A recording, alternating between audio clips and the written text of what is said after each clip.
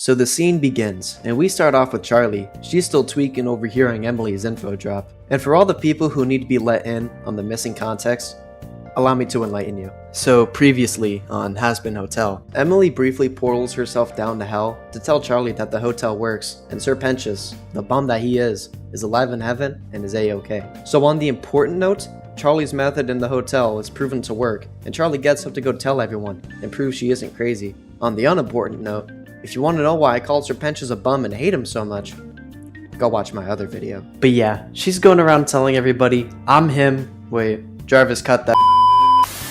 I'm her, I'm the goat, I'm like that. Charlie keeps running around the hotel until she peeps out the window and sees this. Vox got one of his giant floating shark things, calling Charlie an evil dictator, because Vox's entire plan is to get sinners away from Charlie and trusting him instead, so he can use them for his plan to take over heaven. The whole big operation gotta start small, so he starts off with just slandering Charlie. He's been doing that for a while. He's just like me for real, top tier hater. So Charlie sees it and immediately goes, yo, that's some bullshit. And after she does what I do best, which is sit down and think about it for more than 2 seconds, she gets a plan.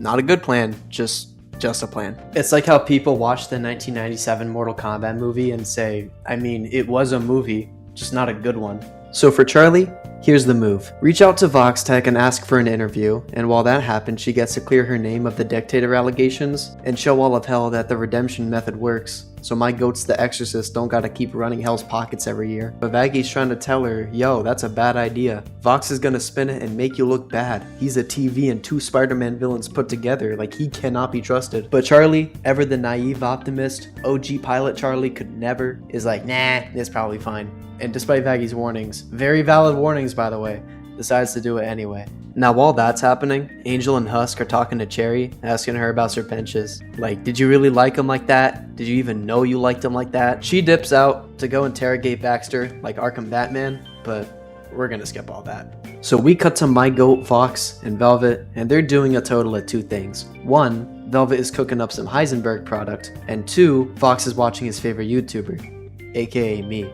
So he peeps over and tells Velvet that he got the invitation from Charlie and they can do their move. So here's the play. Vox is already trying to make Charlie look as bad and untrustworthy as possible, so he's aiming to do a mock interview where he does exactly what Vaggy warned Charlie about and make Charlie look as bad as possible. A few inches later. So we go back to the hotel and Charlie hears a few people at the door. She opens the door to see who's there and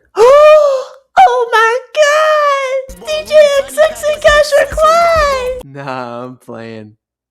It's just Vox and Velvet. Oh, it's a pleasure to finally meet you, princess. Oh, don't worry my manners. My name's Vox, CEO of Vox Tech, the GOAT, D1 hater. This is my homie Velvet.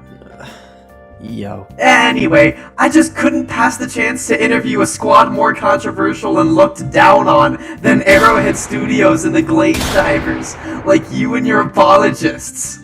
Now where's Alistair? Look, Vox is already here on the mock interview on Charlie mission, but he is such a hater to the point that scrapping with Alistair stays on top of the agenda. I love the hate, man. He's so me. Playing Mortal Kombat. You'd think the host of the hotel would be greeting people at the door, but what do I know about running a successful business? So Vox peeps at Velvet and asks her for a hotel lobby vibe check. And Velvet starts spitting some bars, like lobby, ass, fits, ass, lighting, ass, themes, ass, Netherrealm, ass. But we can make it work.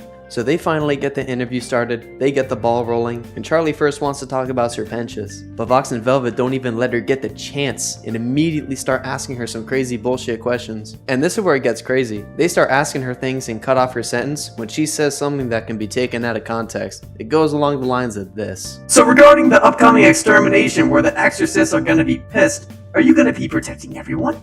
Not just your favorite characters? What? No. So you won't be protecting? Interesting. So is it true that sinners have to change literally everything about themselves and your family hates sinners? My dad probably. Hates sinners? You know, that one actually checks out. Final question. If Jeffrey Epstein came to your hotel and asked to go to heaven, would you let him in? No, like that's like actually a question I want answered. Viv, like answer that.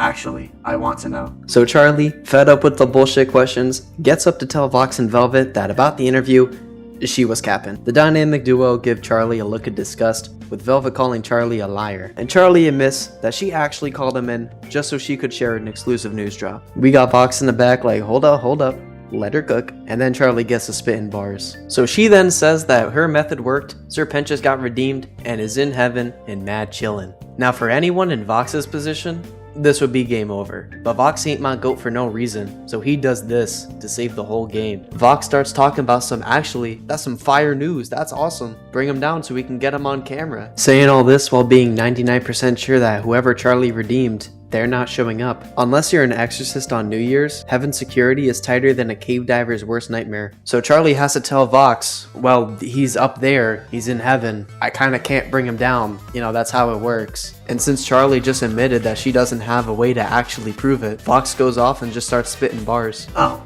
well then how are you gonna prove any of this? What, the little angel fly down and tell you that? Wait a minute.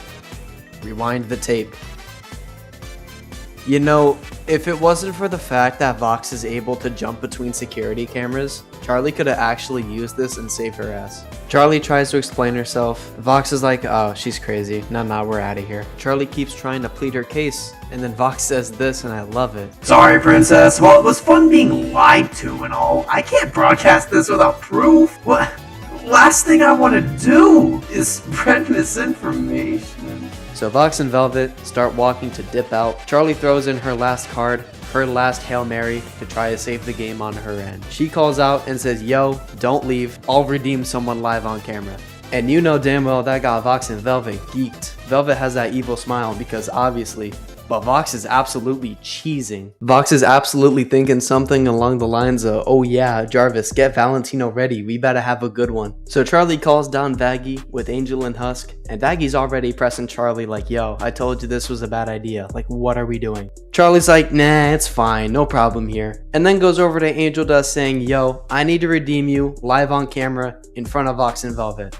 Now we're gonna slow down. I'm gonna need y'all to think about this from Angel's perspective, cause it's nuts. Like imagine you're Angel Dust in this situation. You're currently chilling in the hotel, which is your homie's function, and your only safe space from your evil ass boss Valentino, who treats you like actual dog water. She then lets in your boss's day one homies, who are just as bad, if not worse than him, and tells you to perform in front of them while not respecting your comfortability or your boundaries. Like, I already did not like Amazon series Charlie, but after the pilot episode, Charlie is just dead ass a bad friend. Charlie keeps hitting Angel with the please, please, please. I kinda sorta promised Vox that I'd show him redemption on camera, and at that point he's kinda strong-armed into saying, okay fine, I'll manage. And we got Husk giving Angel Dust a proper pep talk like, yo, you're already close enough. If anyone gets redeemed right now, it's gonna be you. If you make it, you make it. If you don't, me, you, and Cherry watch Spider-Man later. And if Vox does anything crazy, Alistair's probably right behind you ready to throw hands. He's your safety net. But oh, Husk, you sweet summer child. Last time Alistair played safety net for you guys, he got one-tapped by Adam and had to spend half of the last episode in the reboot van. He ain't doing that for you again. I promise. Alistair is not doing jack shit. So while they're doing that, Vox and Velvet have still been waiting. To them, this is like waiting for Arrowhead to make a good decision. It takes an unreasonably long time. So they start asking like, yo, are we doing this or not? We don't have all day. Angel reluctantly accepts. Vox is like, alright, show us the method. And Charlie's like, aight, we speedrunning this. So now we're gonna get to the song Speedrun to Redemption, which I am going to speedrun. 3, 2, 1. Okay, here we go. So Charlie's entire thing here is that she's trying to redeem Angel Dust on camera without actually knowing how to redeem him. All she heard was Sir Pentious got to heaven but has zero clue as to what actually caused him to get up there in the first place. And just like Ed Boon, she starts doing everything wrong. She has Angel doing some general good stuff like helping Grandma across the street, feeding homeless people, but none of it's working. Mainly because she makes the same mistake that Arrowhead does. Neither Arrowhead nor Charlie know what they're actually even doing. Charlie has zero clue how to redeem anybody, the same way Arrowhead has zero clue how to keep fun weapons in the game without nerfing it into oblivion. That's my last jab at Arrowhead because the new Warbond comes out next week and I'm going to have to glaze them. But yeah, that's basically it. Angel doesn't get redeemed and Charlie looks like a moron because she has no clue what she's doing. Jarvis, what's my time? 39 seconds. I'm the frickin' GOAT. So yeah, that entire bit ends in failure and Charlie pulls out one final method, one last plan to redeem Angel in front of Vox. So we cut to the roof of the hotel where we got a train track set up with Nifty in the operator seat. That's gonna be a massive mistake later. And Charlie's fitted up like a Sunday morning cartoon villain. And we got Husk tied to the train tracks like a damsel in distress. We got Charlie talking about some, I am the diabolical Danny Doobad Dr. Doom and I tied this motherfucker to the train tracks with an angelic spear attached to the front of the train that my dumbass added will absolutely slam the shit out of Husk if he doesn't get out in time. And we need someone to save bro. And then Angel makes his pull up, fitted up like Arthur Morgan, talking out some, oh yeah, I'm him, we doing this. And then literally 2 seconds later is like, yeah, no, this isn't gonna work, I'm not doing this, I'm not him. Charlie's like, yo, stay in character, please. I got you a whole WWE entrance and Vox is looking at me like I'm an idiot. But from Angel's perspective, this is actually kind of fair. Let me explain. Angel was already unintentionally strong-armed by Charlie into agreeing to help her with the little live video thing in front of 2 out of his 3 biggest ops. So him throwing in the towel is basically saying, yo, I've helped you more than I should. I'm not doing anymore. I'm done. Charlie keeps trying to plead her case. Angel tells her again, yo, I'm done. And then at that point, she's like, shit, well, okay. Okay, yeah. So since the saw trap train is still moving towards Husk and about to kill him, Charlie pulls out like a little button to stop the train because Angel isn't doing it. But to her surprise, the button isn't doing anything. Oh yeah, so I noticed that train of yours didn't actually pose that much of a risk, so I cut the brakes off. You're welcome. Yeah, about that angelic spear being a bad idea. So that sends Charlie into a panic state, and she runs over to Nifty, who's in the train, telling her, yo, stop the train. But Nifty has less brain activity than my dog. Her ass is not listening to you. So then Charlie goes over to Husk and says, yo, get out of the way. And he's like, yeah, sure thing. Except you tied me to the fucking tracks! So then Angel pulls back up hearing all this and tells Charlie to quit LARPing because he was already out. But then she tells him that the brakes are cut and Husk is about to get put on a t-shirt. And Angel starts beelining for Husk like he just found an empty seat in an Avengers Doomsday showing. Like this brother was moving. He clears the jump, shoots off the ropes, and gets in front of the train about to body block it. Now, even though I severely hated it, I never skipped physics class in junior year. Angel is not about to body block this whole ass train. According to physics, both Angel and Husk are now dead. Congratulations, you're a hero. But out of nowhere, straight out of left field, Vaggy comes in and tackles both of them out of the way, getting them both to safety. And Vox is like, damn, that would have been good on Live Leak. So the fellas get it back together. Charlie's talking about some, yo, I'm so sorry, I'm so sorry. Angel's pissed because valid crash out. And then Husk is talking to Angel like, yo, what the fuck? You could have got yourself killed. And Angel starts tweaking at him back. But I'm not gonna lie, they had Angel tweaking real hard this episode, and we're not even at the worst of it yet. Like, bro had to drop the beef and face the Jeep. Put his life on the line to save his G. Already had enough of the V's. But Angel crashed out because Vox was disturbing the peace. Yo! Yeah, I'm like that! I'm like that! So anyway, after my garbage freestyle, we got Vox clapping and approaching the group and immediately talking on some bullshit. Bravo! The tension, the drama. Woo! What a show. Unfortunately, it looks like Angel is still here and remains an irredeemable piece of shit. Could have seen that coming. And after that moment, Charlie finally gets it. So she realizes that it's not working, probably because she's trying to recreate Sir Panchas's ascension, not Angel. Meaning she would have to have Angel do something to sort of counteract the original thing he did. So Charlie starts pressing Angel for information. Yo, tell me the original thing you did so we can counteract it and we can send you up. But Angel's trying to tell her, yo, please, not right now. Do you remember that one lesson about boundaries? Which is actually true. Back in season 1, Charlie was talking about having a trust exercise about boundaries, and she's not abiding by it right now. Angel ain't telling Charlie, but for Vox, that's no problem. He'll snitch instead. He ain't snitching. I can. Don't you dare, Clanker. Tell me, big dog, what exercise can someone do to be forgiven for being, Vox? murderer? Cuz, what the fuck? I told you not to. You killed your dad. At least that's what Val told me. What, is it that hard to admit? And while Vox is out here pressing Angel about killing his dad, Charlie comes in and crashes out at Vox, telling him, you can do whatever you want to me, just do not press anybody else. Vaggy comes in beside Charlie, telling Vox and Velvet, okay, fellas, it's time for y'all to get the hell out of here. Now, Vox and Velvet already got what they came for, and they're about to dip. But of course, Vox being Vox, he's got to leave Charlie with one last bar. Fine. We got a reservation at Dante's Inferno anyway. Very nice place. You could never afford it. Just one more question for the road, princess. Do you think I could be redeemed? I believe anyone could be redeemed. Dude, I fucking hate that line so much. Wow.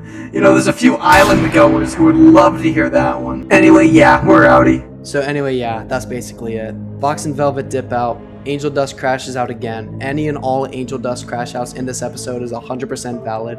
And look, with the whole thing about Angel having to kill his dad, in my opinion, if I was an Angel, I would let him through the gates. Your dad was being a genuine piece of shit, and you had to take a full measure to protect you and your sister. He had to do what he had to do. Anyway, yeah, that's all I got. I'll see y'all on the next one.